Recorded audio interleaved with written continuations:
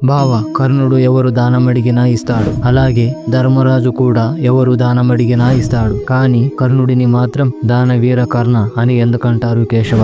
అప్పుడు కృష్ణుడు తన మాయాశక్తితో కొన్ని రోజుల పాటు పెద్ద వర్షాన్ని సృష్టిస్తాడు. కొంతమంది బ్రాహ్మణులను ధర్మరాజు వద్దకు అలాగే కర్ణుని వద్దకు పంపిస్తాడు. ముందుగా బ్రాహ్మణులు ధర్మరాజుతో, ధర్మరాజా, మేము హోమం చెయ్యాలని తలిచినాము, మాకు 100 కేజీలు గంధపు చెక్క కావాలి అని అడుగుతారు. దానికి ధర్మరాజు తన సైనికులతో అడవిని మొత్తం వెతికిస్తాడు. కానీ ఎక్కడ పొడి గంధపు చెక్క దొరకదు. దానికి ధర్మరాజు ఇలా అంటాడు, తడి గంధపు చెక్క హోమానికి పనికిరాదు, కాబట్టి నేను ఇవ్వలేను, మీరు మరొకటి ఏమైనా అడగండి. దాంతో మిగతా బ్రాహ్మణులు కర్ణుడి వద్దకు వెళ్లి, కర్ణ, హోమానికి 100 కేజీలు గంధపు చెక్క కావాలి అని అడుగుతారు. కర్ణుడు ఆలోచించి తన ఇంటికి ఉన్న తలుపులని, కిటికీలను పగలగొట్టి ఆ పొడి గంధపు చెక్కను బ్రాహ్మణులకు హోమం చేసుకోవడానికి ఇస్తాడు. ఓ ధనంజయ, దానం ఇవ్వడం ధర్మం కాబట్టి ధర్మరాజు దానం చేస్తాడు. కానీ కర్ణుడికి ఇది ఒక స్వభావం. అందుకే కర్ణుడిని మాత్రమే దానవీర కర్ణ అని అంటారు. ఆయనే